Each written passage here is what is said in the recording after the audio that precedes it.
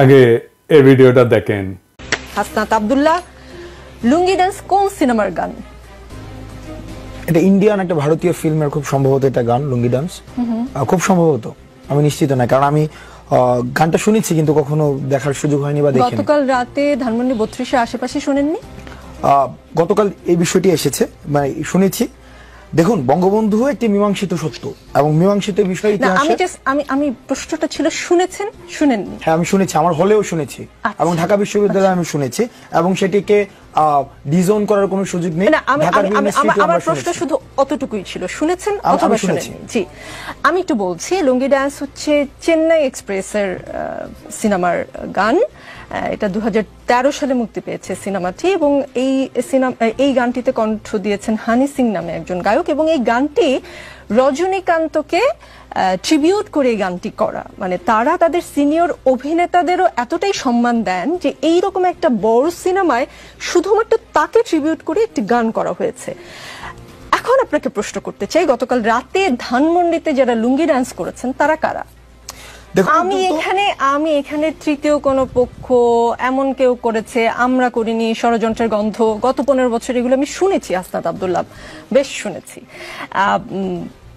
রাত 1টা-2টা থেকে এই গান শুরু হয়। আমাদের সংবাদকর্মী ছিলেন সেখানে 2-3 ঘন্টা বা তারও বেশি সময় ধরে চলে। এতক্ষণ পর্যন্ত আপনাদের কানে খবরটি যায়নি এবং আপনারা এসে সেটা থামানোর চেষ্টা করেননি। এইটা কি আসলে আমাকে বিশ্বাস করতে বলেন?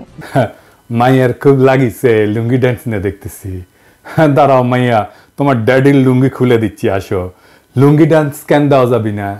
শেখ মুজিবকে খুব বেশি বুঝে গেছো না? হ্যাঁ, এই যে বুঝে রাখেন, বুঝছেন, এই যে আওয়ামী লীগ কলে ফিরে আসবে এই যে সংখ্যালঘুর ঘাট ধরে আর নারীর ঘাট ধরে, বুঝছাও তো? এইগুলারে আগে সাইজ করে রাখতে হবে। আচ্ছা, আর একটা জিনিস একটু দেখে নেই, ধানমন্ডি 32 নম্বরের 2 পাশে ব্যারিকেড কে দিছে? সেনাবাহিনী নাকি স্বরাষ্ট্র মন্ত্রণালয়? সিদ্ধান্তটা কার? মানে আমার জানা দরকার আর কি, কুরকুরানিটা কার? সুপুর নাকি উপদেষ্টার? 32 নম্বরকে প্রোটেকশন দেওয়া যাবে না, সোজা হিসাব। 32 নম্বরের সাথে আমাদের সকল বোঝাপড়া শেষ হয় নাই। যে ব্যারিকেড বসাইছেন সেটা সরান। ভালো করে কইতেছি, ব্যারিকেড না সরাইলে কিন্তু মহাবিপদে পড়বেন। লাঠিগুলি টিয়ার গ্যাস দিয়ে বিপদ ঠেকাইতে পারবেন না। কি বিপদে পড়বেন ভিডিওর শেষে কমুনি। ধানমন্ডি 32 নম্বরের সাথে আমাদের হিসাব আছে। ওই বিল্ডিং এর প্রত্যেকটা ইট জনগণ খুলে নেবে, তারপরে ওই বিল্ডিং এর মুক্তি। জনগণের সাথে ফয়সালা শেষ। অনেকে কইতেছেন মুজিবের কি কোনোই ভূমিকা নাই? থাকবে না কেন? হাসিনার মতো একটা রাক্ষসী জন্ম দিছে। মানুষের ঔরসে রাক্ষসী জন্মানোর তো কোনো উদাহরণ নাই আগে, তাই না? আর মুজিব কি করেছে? স্বাধীনতার নেতা ছিল। আজ এনে বিষয়টা দেখি। তো মুজিবের যদি স্বাধীনতার জন্য অবদান থাকে, তো জিন্নাহ সাহেবেরও আছে না? আছে তো। তিনি না থাকলে কি আমরা এই মানচিত্র পাইতাম বাংলাদেশের? এই মানচিত্রটা কার দেওয়া? এটা তো জিন্নাহ সাহেবের দেওয়া। তো জিন্নাহ সাহেবকে আমরা এখন সেলাম ঠুকি নাকি? হ্যাঁ, কি মানবেন? আজ আর একটা উদাহরণ দিই ইতিহাস থেকে। মুসলিম লীগ আমাদের জমিদারি উচ্ছেদ আন্দোলনের নেতৃত্ব দিল। আমাদের যুগ যুগের এই যে তিতুমির যে লড়াই করলো, হাজী শরীয়তুল্লাহ লড়াই করলো, এই যে নুরুদ্দিন লড়াই করলো, কার জন্যে? জমিদারি উচ্ছেদের জন্য। তো এই জমিদারি উচ্ছেদ আন্দোলনের নেতৃত্ব দিল কে? মুসলিম লীগ। তো জমিদারি প্রথা উচ্ছেদ করলো কে? আমাদের প্রথম রাষ্ট্র পাকিস্তান উপহার দিল কে? মুসলিম লীগ। তো আমাদের পূর্ববঙ্গের সব রাজনৈতিক নেতৃত্ব করতো মুসলিম লীগ। মৌলানা ভাসানী বলেন, শেখ মুজিব বলেন, শেরে বাংলা বলেন, সবাই কে না? এই মুসলিম লীগ তারপরে ক্ষমতায় যায় জনগণের বিরুদ্ধে দাঁড়ায় মুসলিম লীগ নিশ্চিহ্ন হয়ে যায় নাই?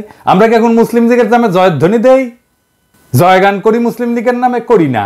এত গৌরবজনক অর্জন থাকা সত্ত্বেও তো কেন করি না? তাইলে ওটার জবাব দেন আগে। আচ্ছা, আর একটা এক্সাম্পল দেই ইতিহাস থেকে। বাংলায় বর্গিরা আসতো, জানেন তো? ওই যে খোকা ঘুমালো, পাড়া জুলালো, বর্গি এলো দেশে, বুলবুলিতে ধান খেয়েছে, খাজনা দেবো কিসে? 1741 সাল থেকে মারাঠারা বাংলায় আক্রমণ করে লুটতরাজ, ধর্ষণ, কি না কি, খুন খারাপি, এই সমস্ত চালাইতে থাকে। পরবর্তী দীর্ঘ 10 বছর ধরে মারাঠাদের এই আক্রমণ চলতে থাকে। এরাই হইতেছে সেই বর্গি, যাদের কথা আমি বলছি আগের এপিসোডে। সে অংশটা দেখান এডিটর সাহেব, গঙ্গারামের কবিতা সহ। সবাই পালাই গেছে বর্গি আসার খবরে। তারপরে গঙ্গারাম লিখতেছে, এই মতে সব লোক পলাইয়া যাইতে আচম্বিতে বর্গি গেরিল আইসার সাথে। মাঠে গেরিয়া বর্গি দেয় তবে সারা, সোনা রূপা লুটে নেও আর সব সারা, কারু হাত কাটে কারু নাক কান, একই চোটে কারু বধে পড়ান, মোহিনী স্ত্রীলোক বান্ধি ধৈরা লইয়া যায়, আঙ্গুঠে দড়ি বান্ধি দেয় তার গলায়, একজনে ছাড়ে তারে আর একজন ধরে, রমণের ভারে তাই শব্দ ফারে, আকাশ বাতাস কান্দে কান্দিছে পাষাণ, রাখো কৃষ্ট কালী আল্লাহ ভগবান। কি বুঝলেন? শুধু সম্পদ লুইটা মাইরা কাইতেই যাইতো না, নারীদেরকে নিদারুণ অসম্মান করত। এই ইতিহাস আপনাকে কেউ বলছে? বলেনি, বলবেও না। শুধু শুনবেন 2 লাখ মা বোনের ইজ্জতের বিনিময়ে স্বাধীনতা পাইছি, যেন এর আগে কোনো আমাদের ইতিহাস নাই। এই যে বর্গীদের অত্যাচার, এই যে বর্গীদের আক্রমণ, এই যে বর্গীদের নিপীড়ন, এটা বর্গীদেরকে কে পরাজিত করছিল জানেন? কে বাংলার অসহায় মানুষদের মুক্তি দিছিল বর্গীর অত্যাচার থেকে নিজ বিক্রমে? কে? কোন সেই বীর জানেন? জানেন না? না, নাম বললে অবাক হবেন। সে মুক্তিদাতার নাম আমরা জানি, কিন্তু তার এই অবদানের কথা আমরা কখনো বলি না, বলবো না। কেন বলবো না? কারণ সেই বীর যে বর্গীর আক্রমণ থেকে বাংলাকে বাঁচাইছিল, বর্গীদের পরাজিত করছিল, সমূলে নির্বংশ করছিল, তার নাম হচ্ছে মীর জাফর আলী খাঁ। হ্যাঁ, সেই মীর জাফর, যে পলাশির আম্র কাননে সমস্ত সৈন্য নিয়ে নিশ্চুপ পুতুলের মতো দাঁড়াইছিল, সেই মীর জাফর আলীবর্দী খানের তরুণ সেনাপতি হিসাবে বর্গীদের পরাস্ত আর সমূলে পরাজিত করে। এই জন্য আলীবর্দী খান এতই তারে পছন্দ করতো যে তার সাথে আত্মীয়তার সম্পর্ক করে এবং উড়িষ্যার শাসনকর্তা নিয়োগ করে। শেখ মুজিবও আর এক মীর জাফর, স্বাধীনতার আন্দোলনের নেতা, কিন্তু বর্বর স্বৈর শাসক আর হাসিনার ফ্যাসিস্ট শাসনের আইকন। তাই স্বাধীনতা যুদ্ধের ভূমিকা, যা কোনোভাবে মীর জাফরের বর্গীদের বিরুদ্ধে বীরত্বের সাথে লড়াই করার সাথে তুলনীয় না, তাকে আমাদের স্মরণীয় বরণীয় ভাবার কোনো দায় নাই।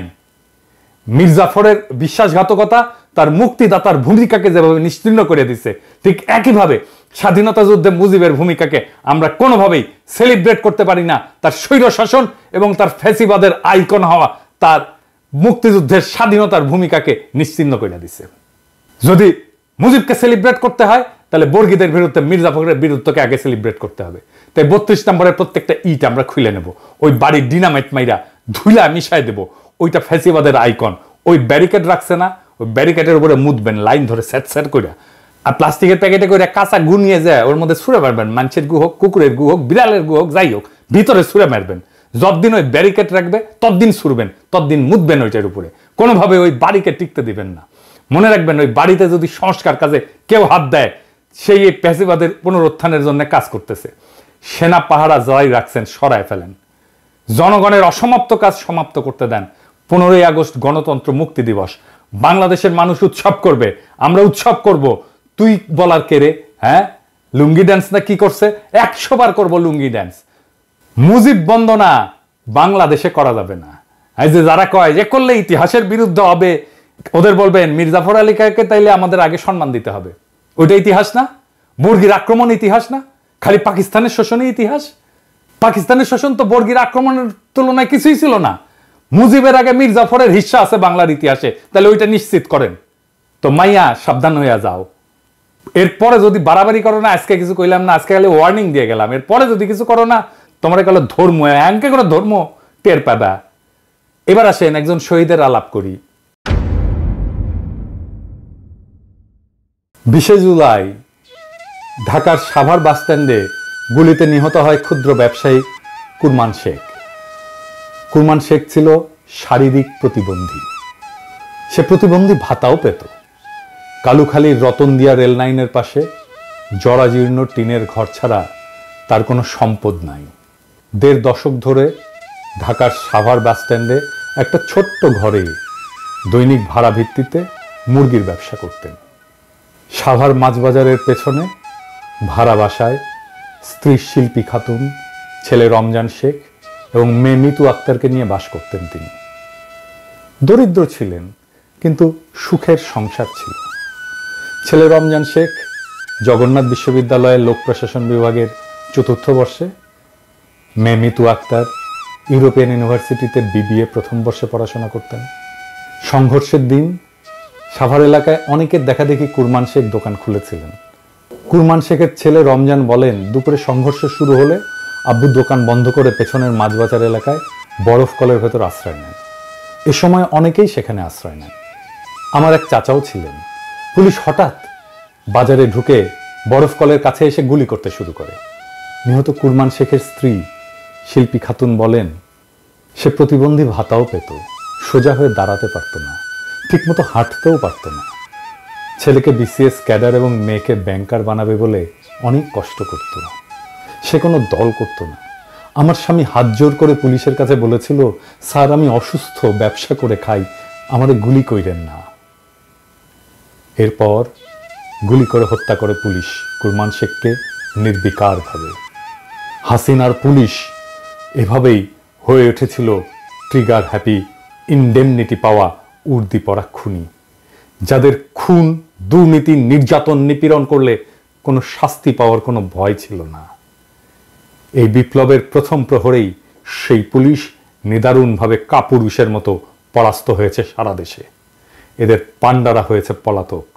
কিন্তু এই ইতিহাস আমরা লিখে যাব, বলে যাব যুগ যুগ ধরে, যেন মানুষ এই অমানুষগুলোকে চিনে রাখে, যেন মানুষ এই হাসিনার দুঃশাসনকে চিনে রাখে, যেন মানুষ হাসিনার এই রক্ত পিপাসাকে মনে রাখে।